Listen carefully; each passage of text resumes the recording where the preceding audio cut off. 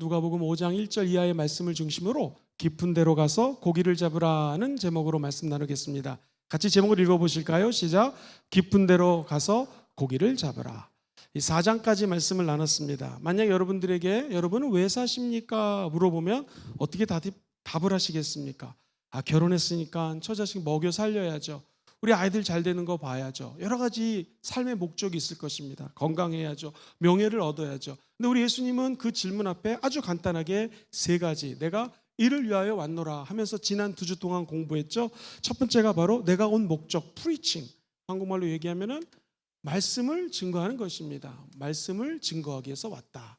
두 번째, 힐링입니다. 우리 예수님 이 땅에 오신 목적은 우리를 치유하시기 위해서 오셨다. 치료와 치유는 틀리다고 얘기를 드렸습니다. 치료는 인간이 할 수 있지만 진짜 병의 근원을 뽑아내는 힐링, 치유는 우리 예수님만이 할 수 있습니다. 그리고 귀신을 쫓아내는 장면, 우리가 지난주에 같이 한번 말씀을 나눴습니다. 세 번째로 디사이플십이라고 해서요, 우리 예수님이 오신 목적은 바로 제자를 세우기 위해서, 사람들을 세우기 위해서 오셨다라는 것입니다.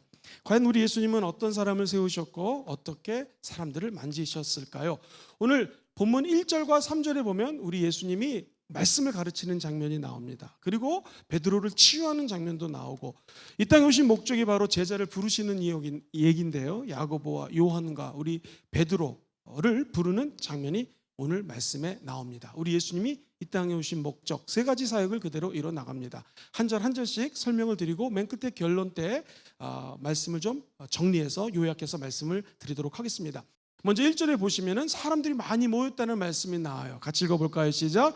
우리가 몰려와서 하나님의 말씀을 들을새 예수는 게네사렛 호숫가에 서서 계셨습니다. 무리가 몰려왔다. 한번 생각해 보시겠습니까? 예수님이 큰 바닷가 앞에서 말씀을 증거하는데 수많은 사람들이 몰려들기 시작합니다. 우리 예수님 오늘 베드로와 야고보와 요한이라고 하는 그야말로 핵심 제자 3명을 부르십니다. 그리고 12제자를 부르셨습니다. 그리고 70명이라고 하는 장로님들, 복음을 증거하는 전도자들을 부르셨습니다. 기억하시겠지만 마가다락방에 몇 명이 모여 있었었죠? 120명이라고 하는 또 제자를 부르셨고, 우리 예수님의 승천하는 장면을 베드로와 제자들 500명이 바라봤습니다. 그리고 우리가 아는 것처럼 베드로가 나중에는 예수 믿고 성령 받고 난 다음에 복음을 증거하는데 하루에 3,000명 그리고 5,000명이 넘게 모입니다. 우리 예수님은 숫자에 굉장히 민감하셨습니다. 그리고 여기도 보면 수많은 무리가 몰려들었다. 다른 성경에는 수만 명의 사람들이 있었다. 5,000명을 먹여 살렸다. 우리 주님께서 이 무리가 몰려왔다는 말 굉장히 예의주시해서 바라볼 말입니다. 저는 한번 눈을 감고 상상해 봤습니다. 우리 예수님이 말씀을 증거할 때 이렇게 부족한 사람이 증거하는 것이 아니지 않습니까? 우리 예수님, 하나님의 아들이 말씀을 증거할 때 그 말씀을 듣고자 얼마나 많은 사람들이 구름대처럼 몰렸겠습니까? 각종 질병이 있는 사람들, 마음이 상한 사람들, 집안에 문제가 있는 사람들, 사업하다 어려운 사람들, 여러 종류의 사람들이 몰려들었습니다. 그들이 귀를 쫑긋하고 하나님의 말씀을 듣는데 우리 예수님은 게네사렛 호숫가에 서 계셨다. 목사님이 게네사렛 호숫가가 무슨 호수입니까? 이게요 참 재밌습니다. 구약에 보면은 긴네레 바다, 민수기 34장 11절 여호수아에도 나오고요, 긴네롯 바다, 다 같은 말입니다. 긴네렛 호수, 또 디베라 바다, 다 똑같은 말입니다. 재밌는 게요, 남북의 길이가 20km, 좌우가 14km 정도가 됩니다. 그러니까 이 면적만 144km가 넘는 엄청나게 큰 호수였습니다. 바람이 불면 이 산간 지방에서 몰려오는 바람 때문에 폭풍이 불기도 했습니다. 그래서 갈릴리 바닷가에 태풍이 왔다, 폭풍이 불었다, 바로 그 얘기죠. 재밌는 것은요, 여러 가지 계곡들이 몰리면서 저 요단강으로부터 흘러내려오는 생수 같은 물들이 갈릴리 호수에 모였고요, 그 다음에 그 인근 지역이 온천 지역이었기 때문에 따뜻한 물들이 또 나왔습니다. 그러니 맑은 물과 따뜻한 물이 만나다 보니까 각종 식물을 재배하기가 아주 좋았습니다. 밀, 보리, 무화과, 포도, 야채, 각종 농작물을 재배하기에 딱 좋은 곳이었습니다. 그러니까 정말 하나님의 은혜로 하프 모양으로 있는 이 갈릴리 호숫가는 이스라엘 사람들이 생계를 유지하는 중요한 수단이었습니다. 그리고 따뜻한 온천물과 맑은 물이 만나다 보니 물고기가 무지무지 많이 살았습니다. 여기에 우리 예수님이 게네사렛 바닷가에서 말씀을 증거하시는 장면을 한번 떠오르시고요, 우리가 말씀을 들었을 때 여러 사람들이 말씀을 들었지만 여기 갑자기 말씀을 듣는 사람들하고는 상관이 없는 사람들이 나타납니다. 여기 오는 사람들은요, 우리가 세상에서 얘기하는 성공자가 아닙니다. 실패자가 나타납니다. 2절에 보니 이렇게 말씀을 합니다. 시작. 호숫가에 배 두 척이 있는 것을 보시니 어부들이 배에서 나와서 그물을 뭐하고 있어요? 지금요? 씻고 있습니다. 배가 두 척이 있었는데 어부들이 일이 끝나고 지금 그물을 씻고 퇴근하기 일보 직전이었습니다. 우리 주님이 이 어부들을 예의주시해서 봤습니다. 그리고 고대 근동 학자들의 견해에 따르면 이 바닷가가 좀 어려운 말로 단구라고 얘기를 해요. 단층지대였기 때문에 이렇게 계단식으로 되어 있었기 때문에 우리 예수님이 하도 많은 사람들이 몰려들었을 때 말씀을 증거하는데요, 수근수근 거리고 이 말씀이 잘 전파가 되지 않았습니다. 오늘날 같이 이런 스피커가 있으면 잘 들릴 텐데 그때는 스피커가 없었잖아요. 근데 우리 주님이 어떻게 하면 이 말씀을 잘 전할 수 있을까 하다가 두 가지를 주목합니다. 첫째, 빈 배, 두 배가 있었고요. 두 번째, 단층 구조다 보니 사람들이 우리 예수님을 바라볼 수 있도록 배를 띄워서 이 배에서 말씀을 증거하면 마치 강연장처럼 쭉 돼서 주목을 집중하기가 좋았어요. 강대상 같은 역할을 배가 할 수가 있었고, 두 번째, 바람이 그 당시에 바닷가에서 사람들이 있는 쪽으로 쭉 가다 보니 이 말씀을 증거할 때에 바닷바람에 의해서 사람들에게 메시지가 더 클리어하게 정확하게 전달될 수가 있었습니다. 제가 재미있는 얘기 해드리겠습니다. 어떤 소년이 있었는데요, 열심히 축구를 하다가 연습을 했습니다. 중거리 슛을 쏘는 연습을 했는데 초등학생이에요. 이게 시합을 하는데 옆반이랑 했습니다. 그 당시 이 어린이가 6학년 3반이었는데 6학년 1반하고 축구를 했습니다. 그런데요, 분명히 이 어린 선수가 공을 찼는데 바람이 엄청나게 도와줘가지고 이게 한 50m, 초등학생 50m 정도 아주 멀지 않습니까? 슛을 했는데 그 중거리 슛이 들어갔습니다. 그게 아직까지도 기억이 나요. 그 소년이 접니다. 박수 안 쳐도 됩니다. 지금도 기억이 나요. 아니 그게 13살짜리 얘기인데 아직도 그게 기억이 나요. 근데 제가 축구를 잘해서 골을 넣은 것이 아니라 바람이 세게 불어주면은요, 공을 약하게 쏴도 바람 때문에 갑니다. 축구공도 그런데 조그만 공, 골프 같은 경우에도 바람에 따라서 프로 선수들은 어떻게 방향을 조절하느냐 틀려지게 되는 거죠. 그러니 우리 예수님이 빈 배를 빌려서 바닷가에서 강대상 삼아 말씀을 증거했다. 주목이 됐죠. 계단이었기 때문에 그 말씀이 그 바람을 타고 성도들의, 청중들의 귀에 잘 들릴 수가 있었다. 그래서 3절에 보면 우리 주님이 이렇게 말씀을 하시죠. 시작. 예수께서 한 배에 오르시니 그 배는 시몬의 배라. 수도 누구의 배라고요? 시몬. 아까 고기잡이 하다 실패한 사람이 시몬 베드로라는 것을 이 의사 선생님이 이 글을 썼죠. 그 사람의 이름이 누굽니까? 저자 이름? 누가죠. 누가의 직업이 뭐라고요? 의사예요. 그래서 의사였던 누가는 시몬의 배라, 베드로라고 하는 사람의 배라고 분명히 명시를 합니다. 그리고 육지에서 조금 떼기를 청하시고 앉으사, 제일 밑에 줄 시작. 배에서 무리를 가르치셨다. 주님이 말씀을 증거하십니다. 즉 하나님의 말씀이 선포될 때 예수님은 사람들이 잘 들을 수 있도록 배려해 주셨고, 두 번째, 분명히 시몬 베드로라고 하는 사람이 빈배 밤새도록 고기를 잡았지만 완전히 어부로 치면은 실패해가지고 그 자리에 온 것을 우리 주님이 지금 정확하게 바라봤다는 것을 이 과학자였던 의사 누가는 여기다가 명시를 하고 있습니다. 4절에 보니 우리 주님의 설교가 끝났습니다. 시작. 말씀을 마치시고 시몬에게 이르시되 깊은 데로 가서 그물을 내려 고기를 잡으라. 시몬은 바닷가 태생입니다. 그리고 어려서부터 고기잡이를 했던 사람입니다. 근데 예수님의 직업은 뭐였습니까? 목수였습니다. 목수였던 예수님이 느닷없이 전문가인 어부에게 너 지금 깊은 데로 가서 그물을 던져라고 얘기를 합니다. 여기서 우리 신앙의 묘미가 있습니다. 여러분과 제가 어느 한 직업에 종사를 하다 보면은 거기에 노하우가 쌓입니다. 자기 전문 지식이 있어요. 어부 전문가였던 베드로는 고기잡이에 대한 지식이 어부였기 때문에 많았습니다. 이 목수하고는 비교가 할 수가 없죠. 전공이 틀린데 나는 어부고 저분은 목수인데 라는 생각이 먼저 들 수 있습니다. 두 번째, 고기를 잡는데 최적합한 시각은 밤입니다. 근데 지금은 태양이 떠올라가지고요, 아침입니다. 지금은 고기를 잡아도 잡을 수가 없어요. 세 번째, 플랑크톤은 호숫가 주변에 많기 때문에 물고기들이 이 주변에 많지 깊은 데로 가면은 고기가 없습니다. 네 번째, 물고기는요 너무 깊은 곳에 가서 그물을 던지면 이걸 끌어올리기가 어렵고 깊은 데는 물고기가 살지 않기 때문에 헛수고라는 것을 베드로는 누구보다 잘 알고 있었습니다. 그 다음에 시몬은 고기 잡기 위해서 밤새도록 일을 했습니다. 완전히 탈진하고 지쳐 있었죠. 근데 그에게 가서 물고기를 그냥 여기서 던지라는 것이 아니라 저쪽 깊은 데 가서 던지라고 합니다. 직장 생활하실 때 제일 짜증나는 상사가 누구였습니까? 퇴근 시간 무렵에 일 시키는 사람.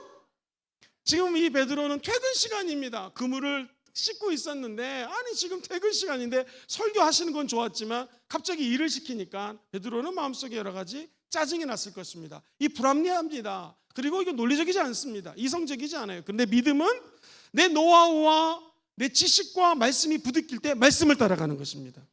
신앙은 무엇인가? 하나님이 말씀하시면 그 말씀에 순종하는 것이죠.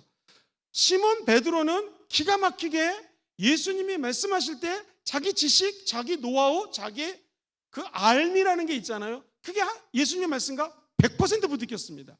근데 베드로의 위대한 점은 내가 갖고 있는 지식을 내려놓고 예수님의 말씀에 순종하죠. 그 다음 절에 이렇게 적혀져 있습니다. 시작. 시몬이 대답하여 이르되 선생님 우리들이 밤이 새도록 수고하였으되 잡은 것이 없지만은 말씀에 의지하여 내가 그물을 내리라. 선생님 밤새도록 수고했습니다. 근데 잡은 것이 하나도 없어요. 그 다음이 중요합니다. 뭐에 의지하여? 말씀에 의지하여 내가 그물을 내리리다. 할렐루야. 사랑하는 우리 성도님들, 인생을 살다 보면 상식이라는 게 있습니다. 근데 상식과 말씀이 맞지 않을 때 저 여러분들은 뭘 따르겠습니까?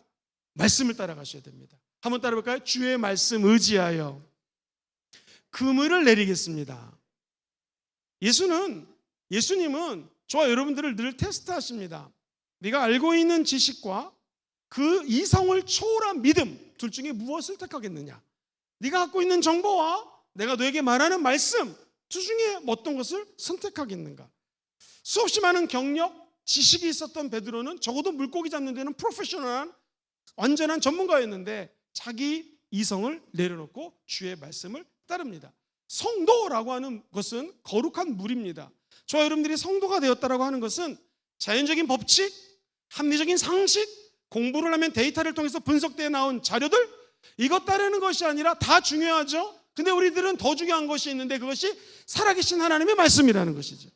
미국에서 최근에 조사를 했더니 하나님의 말씀을 읽는 자들은 스트레스 지수가 적어진다고 합니다. 모든 의사 선생님들의 공통적인 견해가 만병의 근원이 스트레스예요. 근데 그 스트레스를 이길 수 있는 힘이 초월적인 힘이 어디서 나오냐면 하나님의 말씀에서 나온다는 것이에요.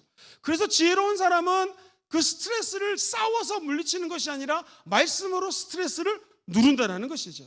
이 스트레스라고 하는 단어는 원래 의학자가 처음 내었던 말인데 네프라소스라고 하는 라틴어에서 나왔습니다. 이게 원래 포도즙에다가 포도즙을 짤 때 포도를 집어넣고 막 발로 이기는 거예요.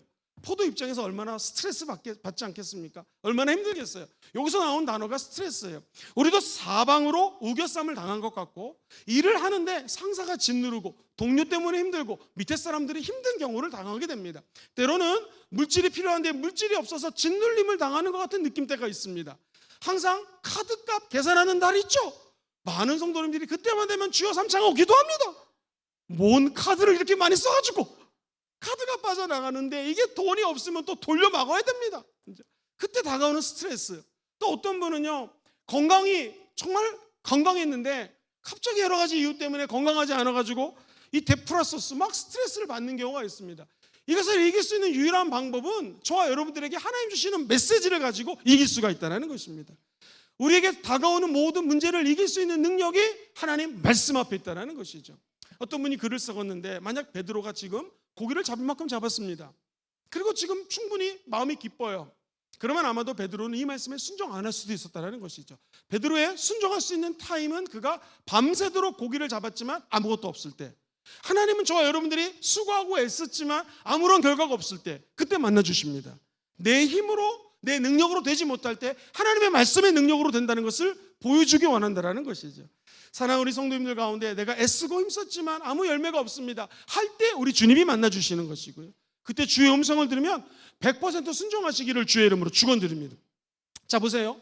여기서 하나님의 사람이 지성을 내려놓고 영성을 택했습니다. 그러자 어떤 일이 벌어졌는가? 6절에 보니 그렇게 하니 순종해서 그물을 던졌습니다. 같이 읽어볼까요? 시작.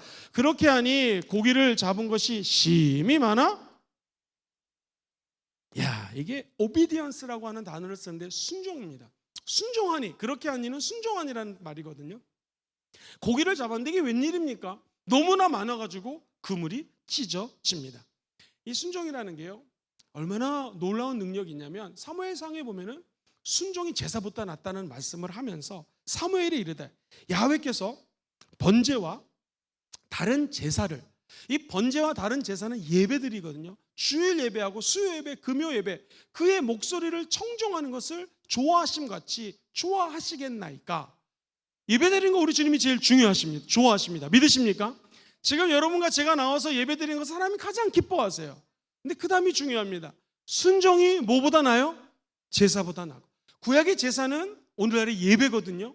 하나님께 순종한 베드로의 모습이 예배를 드리는 것보다 낫고 하나님의 말씀을 듣는 것이 순양의 기름보다 낫다는 것입니다. 이 말씀은 하나님께 순종하는 것이 예배당에 나가서 1000번 만번 예배를 드리는 것보다 더 낫고, 내가 순양의 제물로 하나님께 5천만 원, 1억 원, 10억을 드리는 것보다도 주의 음성을 청종해서 그 말씀에 순종하는 것이 우리 주님은 더 기뻐한다는 것입니다. 저 여러분들이 평생에 예배를 드리며 사는 것이 성도죠. 근데 우리 성도에게 가장 중요한 것은 주의 음성을 듣고 그 말씀에 순종하는 것입니다. 순종하면 어떤 일이 벌어지냐면, 제가 순종했습니다. 그런데 웬일입니까? 내 주변에 있는 사람들에게 이 순종의 영향력이 퍼집니다. 남편이 순종하면 그 순종 때문에 아내에게 좋은 일이 전염이 되는 거예요. 거룩한 전염이 되는 거예요. 아들이 순종하면 부모님에게 그 순종의 역사가 나타나고요.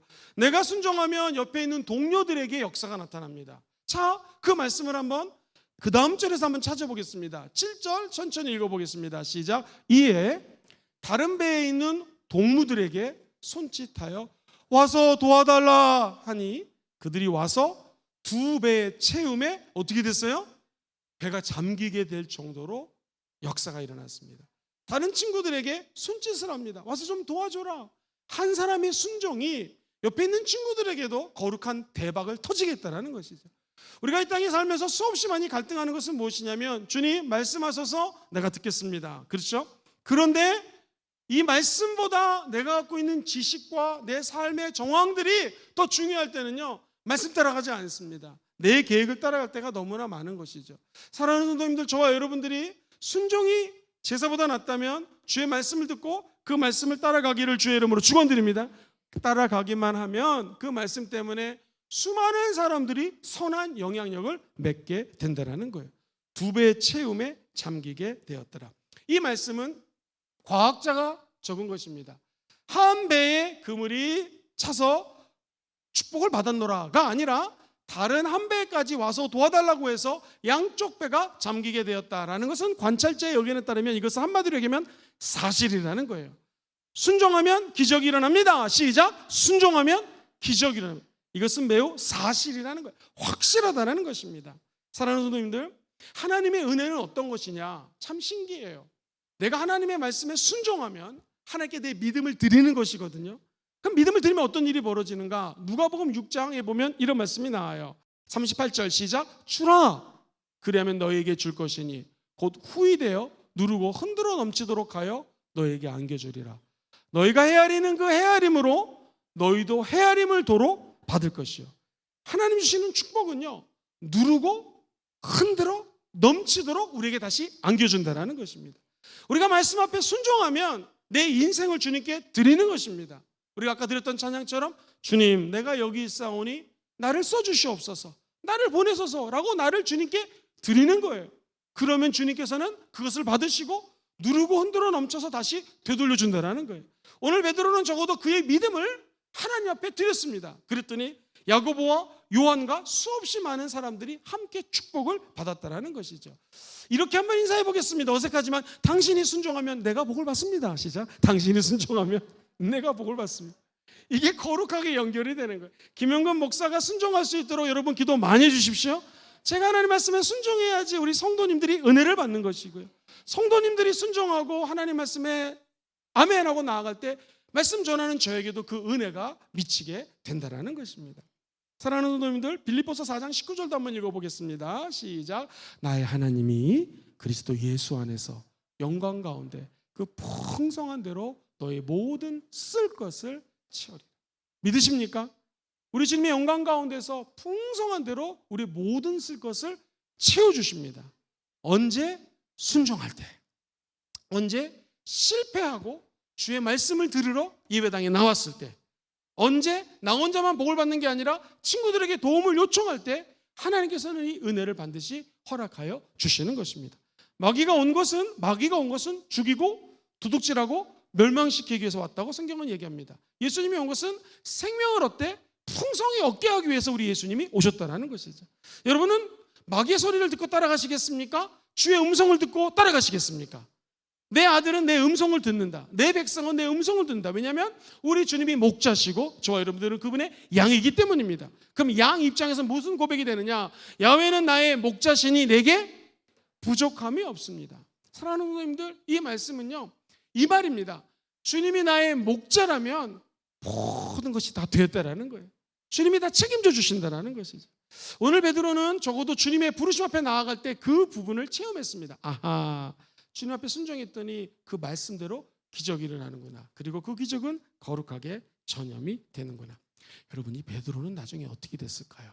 오늘 이 부르심 앞에 순종을 하고 엄청난 연단을 받습니다. 훈련을 받습니다. 마치 우리 주님의 말씀이 계단을 타고 쭉 올라갔던 것처럼 베드로의 믿음도 처음부터 완숙하지 않았고요. 나중에는 예수님을 3번이나 부인했고요. 쭉쭉 훈련을 받습니다. 그리고 결국 그가 사도행전 2장 41절 이하에 보면은요, 성령을 받습니다. 그리고 베드로가 벌떡 일어나서 설교를 하죠. 그 설교가 끝나자 41절에 보면 그 말을 받은 사람들은, 이 베드로의 설교거든요. 오늘날 설교학자들은 저 사도행전 2장 베드로의 설교를 연구할 정도로 메시지가 탁월합니다. 예수 중심의 설교입니다. 이 베드로의 말씀을 성도들이 받았다라는 거예요. 우리 주님이 뭐 하기 위해서 오셨다고요? 말씀을 증거하기 위해서. 나중에 베드로는요, 요함과 함께 이 성전에 올라가다가 태어날 때부터 안진뱅이 된 사람을 기도하자 발목에 힘을 얻고 발등에 힘을 얻고 그가 벌떡 일어나서 점프를 합니다. 의사인 누가는 정확하게 사도행전 3장에 성전 미문가에 앉았다 치료받는 사람들을 기록을 하게 되죠. 우리 베드로는 나중에 힐링을 합니다. 그리고 수없이 많은 제자들을 삼아서 지금도 캐톨릭 교회에서는 베드로를 첫 번째 교황으로 여기죠. 사랑하는 성도님들, 베드로도 예수의 부르심을 받고 제자가 되기 시작합니다. 훈련을 받습니다. 나중에 41절 보시면은 그가 설교하자 어떤 일이 벌어지는가? 그 말을 받은 사람들은 침례를 받으며 그날의 신도의 수가 3,000명이 더해졌다. 여기서 남자만 셉니다. 그렇다면 여자가 아내가 한 명씩만 있어도 6,000명이고요. 자녀가 둘만 있어도 몇 명이에요? 2, 6, 12, 12,000명 이상이 예수를 믿었다는 것입니다. 그때는 일부 다처제였습니다. 자녀를 무제한으로 낳았습니다. 몇만 명의 사람들이 예수님을 믿었다는 것이죠. 자, 나중에는요, 4장 4절로 가면 베드로가 어떻게 쓰임받는가? 시작. 말씀을 듣는 사람 중에 믿는 자가 많으니 남자의 수가 약 5,000이었다. 여자 성도님께 죄송하지만 그때는 남자들만 카운트했습니다. 남자만 5,000명이었다. 역시 아내가 한 명씩 있어도 10,000명, 자녀가 둘만 있어도 2만 명 이상의 사람들이 예수를 믿고 구원을 받았다는 것입니다. 사랑하는 성도님들, 목사님, 베드로가 이런 기적이 일어났다면 도대체 그 비결이 무엇입니까? 그 비결이 8절에 담겨져 있습니다. 의사였던 과학자였던 누가는 시몬이라고 하는 이름을 아까 얘기했죠. 천천히 읽어보세요. 시작. 시몬 베드로가. 이 베드로를 썼다는 말은 시몬이 인생이 지금 바뀌었다는 거예요. 더 이상 시몬이 아니라 베드로, 원래 Rock of Salvation이라고 표현을 하는데 구원의 반석, 베드로라는 이름은 반석이거든요. 그 갈대와 같은 시몬이 갈대예요. 갈대 같은 시몬이 믿음의 베드로가 되었다. 이주독 사도행전하고 누가복음만 시몬과 베드로를 같이 묶어서 씁니다. 그러니까 다시 말해서 시몬이 시몬으로 끝나는 게 아니라 갈대 같은 사람이 지금 반석이 돼가는 과정이라는 것이에요. 여기 계신 분들이 갈대 같은 마음이 오늘 메시지를 듣고 베드로처럼 믿음의 반석에 쓰시기를 주의 이름으로 축원드립니다.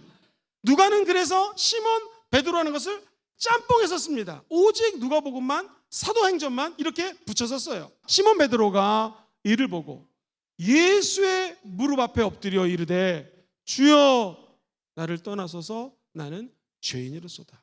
시몬이 이걸 봤습니다. 베드로가 이걸 봤습니다. 그리고 예수의 무릎 앞에 지금 어떻게 합니까? 무릎을 꿇습니다. 한번 상상해 보시겠습니까? 베드로가 기적을 체험한 다음에 주님 앞에 나와서 한 행동은 뭐냐면, 주님, 일반 사람 같으면 어떻게 하겠습니까?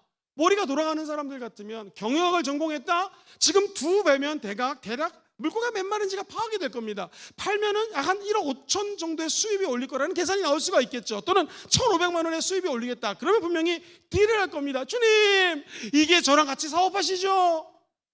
앞으로 고기 잡으면 제가 50% 갖고 50% 드리겠습니다. 라든가, 주님, 내가 주님만 쫓아다니면 평생 먹고 살 수 있겠네요. 라는 생각을 충분히 할 수 있었어요. 어부였고 사업가였습니다. 그렇지 않겠습니까? 근데 이 베드로는 주님 앞에 나와서 제일 먼저 한 게 뭐냐면 엎드렸다는 거예요. 우리나라 역사도 그렇겠지만 고대 근동에서 엎드린다는 것은 첫째, 내 주권을 내려놓는다는 것입니다. 두 번째, 치욕적인 거예요. 내가 할 수 있는 모든 것들을 내려놓고 항복한다는 뜻입니다. 그러니까 주님, 내가 갖고 있는 자존심에 선이 있는데 그 선을 내려놓고 무릎 꿇겠다는 것입니다. 내가 쌓아놓은 명성이 있는데 그 명성을 내려놓고 무릎 꿇겠다는 것입니다. 내가 지금 박사학위가 있는데 박사건 천사건 상관없이 내 학위를 다 내려놓고 석사건 학사건, 아니 모든 것들을 내려놓고 주님 앞에 내가 경배하겠습니다 라고 자기 자신을 낮추는 거예요. 주님이 낮추시면 높일 자가 없고 높이면 낮출 자가 없습니다. 저와 여러분들이 하나님의 은혜의 세계로 들어가기 위해서 높아진 모든 것들을 주 앞에 내려놓기를 주의 이름으로 축원드립니다. 아니, 베드로처럼 주 무릎 앞에 무릎을 꿇고 엎드리면 하나님이 저와 여러분들에게 반드시 은혜를 베풀어 주십니다. 사랑하는 성도님들, 베드로라고 하는 이름은 원래 어떤 의미를 갖고 있냐면, 마태복음 16장 18절에 보면 이런 말씀이 나와요. 시작. 또 내가 너에게 이르되 너는 베드로라. 내가 이 반석 위에 내 교회를 세우르니 음부의 권세가 이기지 못하리라. 자, 베드로가 주님 앞에 엎드리자 우리 예수님은요, 내가 너의 이름을 베드로라고 바꾸고 반석이라고 바꾸고 어둠의 권세가 감히 너를 침범하지 못할 거다. 교회를 세울 것이다. 엄청난 사명이죠. 그래서 음부의 권세가 우리나라 말로 어려운데 영어로는 the gate of hell, 지옥의 문이 감히 너를 넘보지 못할 것이다. 사랑하는 성도님들, 여러분, 문이라고 하는 개념은 보통 수비용입니까? 공격용입니까? 성문을 만들었다. 수비 개념이죠. 그러면 gate of hell, 지옥의 문이 있다는 것은, 잘 들으세요, 마귀가 저와 여러분들을, 예수 믿는 사람들을 무서워해서 지옥 문에다가 수비용으로 문을 만들어 놨다는 것입니다. 그럼 예수 믿는 사람들은 어떻게 바뀌냐면 반석이 되고요, 그 반석에 교회를 세웠잖아요. 순복음 금정교회가 교회인 거 믿으시면 아멘 해볼까요? 성경에 보면 예수 믿는 저와 여러분들이 한 사람 한 사람들이 교회인 거 여러분 믿으십니까? 성령이 거하는 성전인 것을 알지 못하느냐. 그러면 저와 여러분이 교회라면 지옥의 문, 즉 귀신들 입장에서는요 수비를 하고 있어요. 저와 여러분들이 교회가 쳐들어올 것을 두려워서 The gate of hell, 지옥의 문들이 피상이 걸린 거예요. 오늘 저와 여러분들이, 우리는 힘이 없지만 주의 무릎 앞에 납작 엎드려 기도하면 성령님이 힘을 주십니다. 오늘 마귀의 문을 열어제끼시고 뺏겼던 곳을 다 찾아오시게 되기를 주의 이름으로 축원드립니다. 만약 물질을 뺏기신 분들은 다시 찾아오셔야 되고요, 건강을 뺏긴 사람이 있습니까? 지옥의 문을 정확히 얘기하면 내가 여러분이 쳐들어가는 것이 아니라 예수의 이름을 힘입어서 거친 세상에서 실패하거든 주의 못자국 만지면서 귀신의 문을 열고 쳐들어가서 뺏겼던 건강도 찾아오셔야 됩니다. 잃어버렸던 자녀들도 찾아오셔야 되고요, 잃어버렸던 하나님의 열정, 하나님에 대한 사랑과 열정도 찾아오셔야 된다는 거예요. 베드로는 그냥 하나님의 수제자가 된 것이 아닙니다. 주의 음성을 듣고 하나님 앞에 무릎을 꿇자 하나님은 나중에 베드로를 통하여 엄청난 일들을 행하시게 된다는 것이죠. 요한복음 1장 42절도 한번 읽어보겠습니다. 시작. 데리고 예수께로 오니 예수께서 보시고 이르시되 네가 요한의 아들 시몬이니 장차 게바라 하리라 하리니. 게바는 번역하면 뭐라고요? 이제 우리 베드로는 자기를 수치로 여겼고 비굴하게 여겼던 모든 삶의 문제들을 주님 앞에 내려놓고, 주님, 그 다음에 고백을 한번 들어보시겠습니까? 주여, 제가 죄인입니다. 시작. 주여, 제가 죄인입니다. 이 재밌습니다. 베드로가 아까는 선생님이요 불렀거든요. 근데 지금은 주여라고 부릅니다. curious라고 하는 헬라어를 썼는데 이 말은 히브리서상하고 연결이 됩니다. 즉 내가 주님 앞에 무릎을 꿇는 이유는 내 삶의 주관자가 되시고 모든 것들을 책임져 주시는 주님이 된다는 것입니다. 그리고 그가 고백한 것은 주여, 제가 죄인이니까 저에게서 좀 멀리 떠나줘서 나는 당신을 가까이 할 수가 없습니다 라고 베드로는 예수님 앞에 죄인이라고 고백을 합니다. 죄인은 하마톨로로스라고 하는 단어를 쓰는데 이 말이 기가 막힙니다. 한번 저를 따라해 보시겠습니까? 죄와 용납하기 어려운 직업을 가진 사람. 시작. 죄와 용납하기 어려운 직업을 가진 사람. 이때 쓰는 말이 죄인이란 말이에요. 주여, 나를 떠나소서, 나는 죄인입니다. 두 번째, 아마도 베드로 입장에서는 그동안 사업을 하면서 어떤 물질적인 죄를 졌는지 모르겠습니다. 자기가 하는 이 일이 하나님 앞에 떳떳하지 못한 일일 수도 있습니다. 나중에 우리 주님은 창기를 만났고 창녀를 만났고 세리장을 만났고 수없이 많이 탈세를 하고 법적인 것을 저촉된 행동을 하는 사람들을 만나서 주님은 치료해 주십니다. 그들을 용서해 주십니다. 베드로는 우리 주님의 임재 앞에 고백한 것은 저는 죄인입니다. 저를 떠나 주시옵소서. 사랑하는 성도님들, 여기서 우리가 깨달을 수 있는 것은요, 기독교 신앙은 매우 역설적입니다. 내가 죄인이라고 하면 주님이 용서해 주시는 것이고요, 내가 주 앞에 무릎을 꿇으면 주님이 저와 여러분들을 높여주시는 것이고요, 누가 오른뺨을 때리면 어떻게 해요? 왼뺨을 돌려대는 것이고, 누가 속옷을 달라 하면 여러분 세상에서 미쳤습니까? 왜 속옷을 줍니까? 겉옷까지 줘야 되는 거고, 누가 오른뺨 때리면 저와 여러분 가만히 있겠습니까? 세상에서 치면 엎어치기 뒷퍼치기 해가지고, 그죠? 그 사람을 이겨야죠. 근데 왼뺨을 돌려내고 오리를 가자면 힘든데 오리를 왜 갑니까? 심리를 가자고 하고. 기독교의 진리는 매우 역설적입니다. 베드로는 주의 임자 앞에 내가 죄인입니다 했더니 우리 주님이 그 죄들을 용서해 주십니다. 이사야에서 보면은 6장 5절에 기가 막힌 말이 나와요. 이사야가 그때 내가 말하되 화로다 나여 망하게 되었더라. 스르베라는 것이 천사인데요, 천사가 날개가 6개가 나타났습니다. 위의 날개, 중간 날개, 발의 날개. 천사를 보자 나여 망하게 되었다. 왜냐하면 나는 입술이 부정한 사람이고 나는 입술이 부정한 백성 중에 거주하면서 만군의 야훼이신 하나님을 배웠습니다 라고 하나님을 만나자 그가 고백하는 것은 내가 죄인입니다 라고 하는 것입니다. 사랑하는 성도님들, 저와 여러분들이 이곳에서 예배드리다가 살아계신 하나님을 다 만나시게 되기를 주의 이름으로 축원드립니다. 그래서 내 안에 있는 죄를 내려놓고 주님, 나는 죄인입니다, 이 고백을 다 하시기를 주의 이름으로 축원드립니다. 최근에 영화 중에서 인사이드 아웃이라는 영화가 있습니다. 혹시 보신 분들 계세요? 인사이드 아웃? 그 영화가 보면 우리 집사님 보셨네요. 이 영화가 인사이드 아웃이라는 그 개념이 원래 영어식 표현으로 안과 밖, 즉 내 안에 있는 감정들과 이것이 밖으로 표출되는, 그래서 어떨 때는 인사이드 아웃 하면 내 모든 것을 알고 있다는 의미로도 쓰이고요, 관용적으로 내 안에 있는 인사이드의 감정이 희노애락이 있잖아요. 그게 외부로 어떻게 표출되느냐, 이런 제목이에요. 이 영화를 만화 영화인데 보면은 여러 가지 내 안에 있는 감춰져 있던 희노애락들이 있습니다. 그러면서 어렸을 때는 조이, 기쁨이 막 넘쳤는데 점점 사춘기가 되면서 anxiety, 즉 고민도 나타나고 갈등도 나타납니다. 번민도 나타납니다. 슬픔도 나타난다는 거예요. 근데 여러분 기억하십시오. 우리가 맨날 기쁠 수 없잖아요. 그런데 때로는 내 안에 있는 슬픔이 큰 역할을 할 때도 있다는 것이죠. 그 슬픔이 뭐냐면, 우리 예수 믿는 사람들은 마귀 때문에 슬퍼하는 것이 아니고 죄 때문에 슬퍼하는 것이 아니라 우리의 슬픔은 뭐냐면 하나님의 임재 앞에 나의 더러움과 추악함을 내려놓는 것이 우리에게는 슬픔인데, 기독교적으로 한번 따라볼까요? 회개.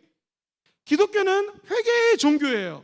회개는 슬픈 것입니다. 회개는 때로는 나를 드러내놓기 때문에 이게 굉장히 힘이 드는 작업이에요. 베드로도 자기를 드러내며 죄인이라고 고백하는 걸 회개라고 한다면, 주님은 무릎 꿇고 회개하는 자를 변화시키셔서 새로운 사명을 주십니다. 오늘 본문에는 이 베드로를 향하여 우리 예수님이 이렇게 말씀하시죠. 자, 8절과 9절 다시 한번 읽어보겠습니다. 시작. 시몬 베드로가 이를 보고 예수의 무릎 앞에 엎드려 이르되 주여, 나를 떠나소서, 나는 죄인입니다 고 고백했죠. 9절 시작. 이는 자기 및 자기와 함께 있는 모든 사람이 고기 잡힌 것으로 말미암아 어떻게 해요? 놀라고. 이 놀라고는 다포스라고 하는 헬라어로 쓰는데 두려움이 섞인 거, 두려움. 하나님의 임재 앞에 너무나 놀랐습니다. 이런 축복을 주시니까 자기가 지금 몸둘 바를 모르겠다는 거예요. 우리 주님 힐링, 설교하시러 말씀 전하셨죠. 그 다음에 이 죄인이라는 사람을 두 번째로 치유하는 장면이 나옵니다. 10절 말씀 같이 한번 볼게요. 시작. 세베대의 아들로서 시몬의 동업자인 야고보와 요한도 놀랐습니다. 예수께서 시몬에게 이르시되 무서워하지 말라. 이제후로는 네가 사람을 취하리라. 여기서 무서워하지 말라라는 것은요, 베드로가 하나님의 임재 앞에 압도가 되었죠. 그리고 이 단어를 많은 신학자들이 한번 저를 따라해 보시겠습니까? 용서의 선포. 시작. 용서의 선포. 우리 주님이 수많은 죄를 지은 베드로에게 무서워하지 말라는 것은 그 안에 있는 죄를 용서해 주시는 것입니다. 그리고 너 두려워하지 말아라. 이사야 선지자가 얘기했던 것처럼 내가 너를 지명하여 불렀나니 너는 내 것이라. 그리고 내가 너에게 사명을 줄 것이니까 너는 그 사명을 가지고 앞으로 아까 읽었던 것처럼 3,000명, 5,000명 수많은 영혼들을 구원할 것이며 제자를 삼을 것이라는 사명을 주기 시작하십니다.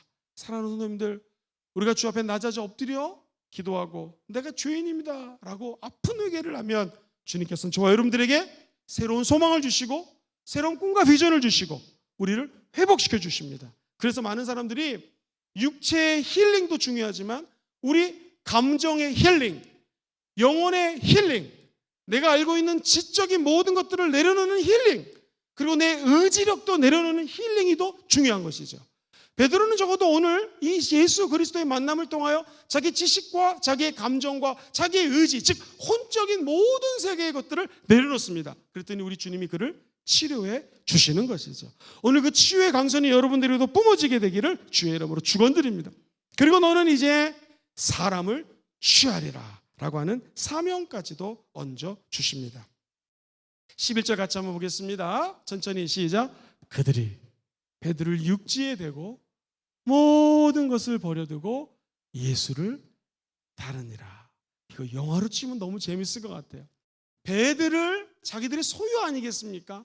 이 모든 소유를 다 내려놓고 즉각 순종하여 예수님을 따릅니다. 여러분, 우리 예수님이 누군지 나의 제자가 되려거든 첫 번째 자기를 어떻게 해요? 부인하고, deny yourself라고 되어 있고요. 그 다음에 뭐예요? 자기의 십자가를 짊어지고. 이것은 저와 여러분이 갖고 있는 사명이 있습니다. 다 이렇게 목사로 불렀겠습니까? 아니죠. 어떤 분은 사업가로, 어떤 분은 선생님으로, 또 어떤 분은 주부로 각자의 사명이 있습니다. 그 사명을 짊어지라는 것입니다.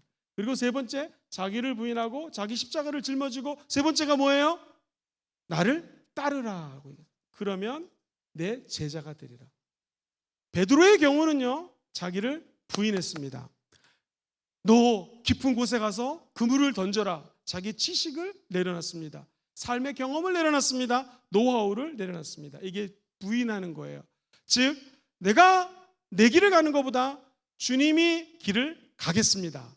오늘 저와 여러분들이 갖고 있는 모든 지식들을 내려놓고 우리를 부인하고 예수님을 쫓는 역사가 있기를 주의 이름으로 축원드립니다.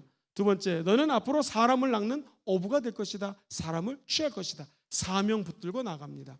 재밌는 것은 베드로뿐만 아니라 그가들이 갖고 있던 배들을 육지에 대고 모든 것을 버려두고 예수를 어떻게 해요? 따르니라. 아하, 제자가 되는 과정, 우리 주님이 그대로 베드로의 만남을 통해서 우리에게 보여주십니다. 사랑하는 성도님들, 오늘 말씀을 정리하겠습니다. 우리 예수님이 내가 무엇을 해서 왔노라 했을 때 분명히 말씀하십니다. 나는 할 말이 있다. 너희들에게 선포하고 싶은 하나님 메시지가 있다. 두 번째, 내가 이 땅에 온 곳은 너희를 치유하기 위하여 왔다. 근데 이 치유하는 목적이 뭐냐면 우리를 사랑하기 때문입니다. 마치 아버지가 자녀가 아프면 참지 못합니다. 전 세계에 다녀서 그 아들의 약을, 아픔을 치료할 수 있는 약을 구하거나 뭐 동분서주에서 다 고치려고 애를 쓰겠죠. 그것처럼 하나님 아버지는 이 땅에 예수님을 보내주시고 예수가 채찍에 맞음으로 저와 여러분들이 나음을 잊게 해주셨습니다. 그리고 우리 예수님이 이 땅에 오신 목적은 제자를 삼기 위해서 오셨습니다. 오늘 말씀은 베드로에게 적어도 1절과 3절에 보면 우리 주님이 말씀을 증거하십니다. 그리고 많은 사람들이 모였습니다. 그 무리를 가르치기 위해서 우리 주님은 기가 막힌 방법을 동원하십니다. 바닷가에서 배를 강백상 삼아 계단형으로 사람들이 모여 앉게 하고 바람을 의지해서 말씀을 증거하시기 시작합니다. 그리고 우리 주님이 나는 죄인입니다 라고 고백하는 베드로를 두 번째 치유하십니다. 한번 따라해 볼까요? 두려워하지 않겠습니다. 두려움하고 하나님 만나는 거랑 같이 있을 수가 없습니다. 하나님 만나면 두려움이 떠나가게 되어 있습니다. 질병에 대한 두려움, 미래에 대한 두려움, 자녀에 대한 두려움, 오늘 주님을 만나다 두려움이 떠나갈지어다. 우리 주님은 치유해 주셨습니다. 그리고 맨 끝에 너는 앞으로 사람을 낚는 어부가 될 것이다 라는 비전을 주자 우리 베드로는 그 비전을 받고 따라가기 시작합니다. 누구든지 오늘 예수님의 제자가 되기 원하시면 하면 아멘 해볼까요? 주님 말씀하십니다. 네가 갖고 있는 생각 부인하지 않을래? 두 번째, 내가 너에게 사명을 줬단다. 그것이 잊혀졌을 수도 있고 아니면 내가 까먹을 수도 있고 내가 인생을 살다 보니까 너무나 바빠가지고 어디다 숨겨놨을 수도 있습니다. 그 사명, 나의 십자가 도대체 무엇입니까? 오늘 기도하다 발견하시기를 주의 이름으로 축원합니다. 마지막 세 번째, 이제 우리 주님을 따르는 것입니다. 힘들고 어려워도 다른 사람들이 손가락질해도 주님을 따르는 그 길에는 후회함이 없습니다. 그 길에는 손해보는 것 같지만 손해보는 것이 없습니다. 우리 주님이 주시는 방법은 작으면 30배, 60배, 100배, 1000배, 만배로 돌려주십니다. 오늘 이 은혜가 함께 하시기를 주의 이름으로 축원드립니다.